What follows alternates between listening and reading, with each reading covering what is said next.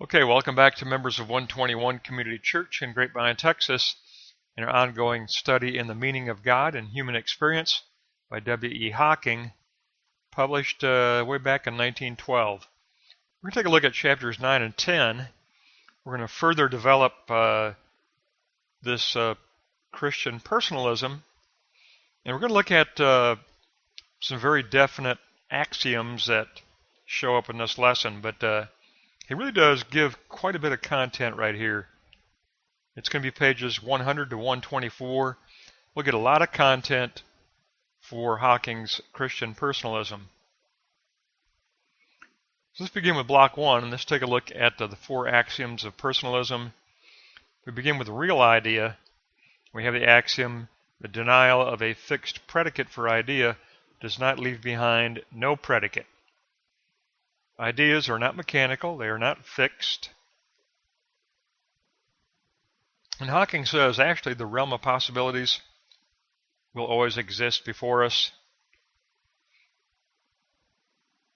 A real idea always will beckon us.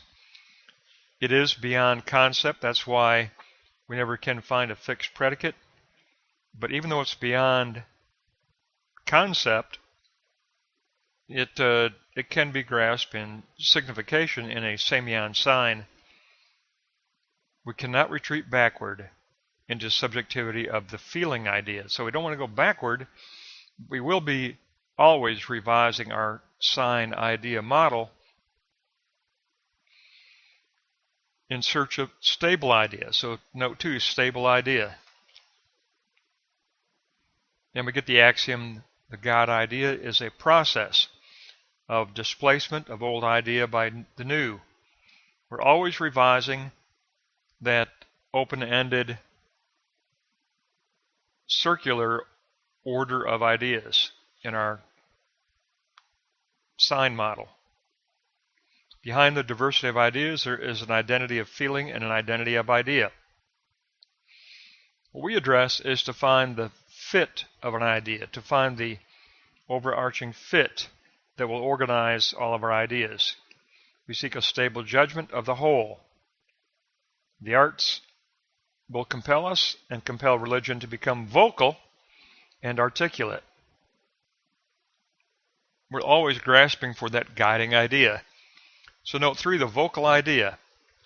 And our axiom is all knowledge of the whole is one of the simplest order. We address the larger interests of the cosmos. Religion does become articulate, and it must expand its verbiage to signs instead of just concepts. The infinite total has a unitary simplicity of person. This is personhood. This is a personalism, so he emphasizes personality. It will reflect a unitary personality. So under the unitary simplicity of person, we have the axiom that religious knowledge always has a psychological origin. We enlist our genuine organs of personal life. There's a cooperation with the subconsciousness and with the instincts, we know that. And the instinctive area of personality, of the state of mind, is that scientific reasoning and religious signification. And that religious signification, that is the expansion of verbiage. This becomes the inner dimension of life. State of mind becomes our inner dimension of life. It's the inner dimension of our life, and it's the inner definition of our life because it defines self-knowledge. So it becomes inner spiritual dimension and it becomes inner self-knowledge. State of mind, or you can call it soul, or you can call it heart, whatever term you want to enlist. For this particular manuscript, it's state of mind, but in the scriptures, many times it's referred to as the heart, that imprinting of the heart. But that becomes our inner dimension and inner definition of life. So we have this personalism base, and now we need to take a look at motivation and the overarching plan that orders all of our ideas in block 2. We begin with the feeling and the instincts. We have the axiom that the vitality of religion lies in the feelings, not in the ideas. Ideas must retain a living connection with the feelings, and remember, that was the radiating signals from state of mind that we discussed in the composite. That's the radiating signals that come from state of mind that go out to the centered self, the intellect, and the realm of positing. Religion without feeling is nothing, says Hocking. Those conviction signals give life to our idea model, to our ideas and our idea model. But idea does have a tendency to become objective. It has a tendency to go out of itself and to become objective. So looking at that tendency toward objectivity in note 2, we have the axiom that an idea must become permanent, whereas feelings are transient. Eventually an idea must be able to be referred to without stirring the subjective feelings. It must become a purely theoretical matter.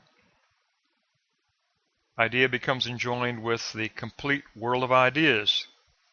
It reaches that point of universality for all of humanity. It is that which we want to realize in objective reality by getting other selves to take up our same sign model of ideas. So let's take a look at note 3 and take a look at that universality of idea. And we have the axiom that the idea world exists in the field of conscious experience. There you go, personality again.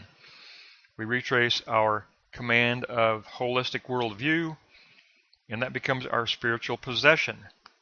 It becomes our established spiritual experience within our held state of mind. Theoretical idea remains in our reflective memory. And so under the universal theoretical idea, in note 4, we have the axiom, reflective theoretical idea becomes an ideal for concrete experience. It wants to go out of itself in actualization. A work done in the equilibrium of the mind, says Hocking, and that is in the realm of positing. We take up the empirical moral attitude. We will to know a stern reality through the dialectic of pugnacity. Remember, there's always a will to power that accompanies our going out of the self, out of that realm of positing. There's always the element of a will to power. It should be a qualified will to power, but there's always a will to power in that self-actualization. We take up the general motivational feeling of guiding idea. And there you go, guiding idea must influence our will to power. There you go. That empowers our equilibrium of mind. And Hocking closes by saying that all ideas are enclosed within a plan of idea. On the theoretical side, we have a plan of idea. On the motivational side, we have a guiding idea.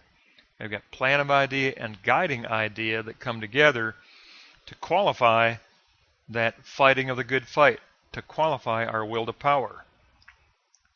So basically, that should be your summary statement after 1 and 2. Block 1 and block 2, it should be plan of idea coupled with guiding idea come together to qualify the dialectic of pugnacity. Then we get the going out of the self, out of the realm of positing, into the dialectic of realization. That brings us to block 3. We're going to take a look at action in block 3 and see how guiding idea and plan of idea come together, the motivational and the theoretical, how they come together in action. And in block 3, we look at promptings toward action, the promptings toward action. We have the axiom, idea is always accompanied by feeling promptings. And idea meaning always abbreviates terms of value. We have these terms of value that are actualized in the realm of positing that encourage us to go out of the self and to realize that posited sign model. But what Hocking tells us is that now we're going to get radiating feeling promptings all the way back from state of mind over to the dialectic of pugnacity. So we already had 3 going out. Remember, we had 3 going out to the centered self, into the intellect, into the realm of positing. And that was awe, dependence, and reverence. But now there's going to be a cue of action. Now a cue of action is going to go out toward the dialectic of pugnacity, a feeling prompting. Promptings and turns of value bring on praxis, but idea meaning still holds off absorption into the action because it resides in what Hocking calls a region of indifference. Sounds odd to say that because obviously our realm of positing is not indifferent to action, but what he means by that is that it doesn't become absorbed into the action. It remains and sustains its own transcendence. So what is this region of indifference? In note 2, we got the axiom, there is always a non-impulsive background behind idea meaning, a kind of feeling-free area. It's an anchoring in the common ground of state of mind. There you go. Action cues radiate from this background into the foreground of praxis. It becomes a background field of infinite time. So there you go. There's the 4th radiating signal. Now we have 4 radiating signals. To the centered self, to the intellect, to the realm of positing, and to the dialectic of pugnacity. We have 4 radiating signals coming out of state of mind. So block 3, note 3, the background field of infinite time. We have the axiom, all idea contents are rooted in the ultimate background substance. He calls it substance because there are infinite unused resources within the objective reality that corresponds to our state of mind. There's an objective reality. Remember, he says that there is a realm of the real in objective reality. So this objective real presence is the objective side of that which we hold in state of mind. It is the objectively real, and the objectively real contains within itself the eschatological goal of our idea meaning. It is eschatologically oriented toward kingdom of God, toward kingdom of Christ, and our will to power is qualified by Christ and by agape self-giving. So we reach block 3, note 4, the objectively real. We have the axiom, the structure of the system of ideas is a triad, and that triad is perception of the intellect, substance of the realm of positing, he calls realm of positing substance, and action of the dialectic. So it's perception, substance, action. Perception, substance, and action. That's your objectively real triad that we participate in. But under substance, remember, substance is going to include all of the radiating signals from state of mind. Substance is going to contain all of the radiating signals that will reach the realm of positing, and now we know also the realm of dialectic. And then as a final comment, if you look at 3, note 5, this concludes part 2 of the book. This is the end of Hocking's presentation of religious feeling and theory, and how religious feeling and theory are interrelated. And when we saw that in his composite, we saw how that composite of his did emphasize the ongoing influence of the signals that radiate out of state of mind towards centered self, that centrality, towards sorting in the realm of intellect, and towards system in the realm of positing, and now in this lesson also toward the dialectic of pugnacity in the realm of praxis. So theoretical sign model is related to feeling, religious feeling, because there is an ongoing influence of the instincts of state of mind in Hocking's system. We discussed that in the composite. If you need to, go back to the composite and review it, but it's an extremely important qualification of phenomenology. Hocking really does, I think, precisely define this ongoing influence of state of mind. I agree with what he's saying here. And you can say it's the ongoing influence of the motivational base. I think sometimes that's a better term, our motivational base. But it's the heart that is impressed by Christ. It's the heart that is imprinted by the cross of Christ. In this volume, it is a state of mind that includes scientific reasoning and religious signification, religious sign forming. Remember, the Apostle Paul, his main objective was to rewrite the signs for kingdom after his conversion. We are involved in sign development, sign construction, and the ordering of the signs in a circular sign idea model. And we know that that will be influenced at every stage of our personality by the motivational state of mind that sends out signals to the intellect, to the realm of positing, and to the realm of dialectic. So that's going to wrap up a very deeply articulated amount of content. We got a lot of content here. We got 8 axioms, or more than that really, because we had 8 just in the first 2 blocks. We had 8, 9, 10, 11. We had 11 axioms here in this lesson. So it was a powerful lesson. It's going to wrap up chapters 9 and 10, and next time we're going to pick up in chapter 11.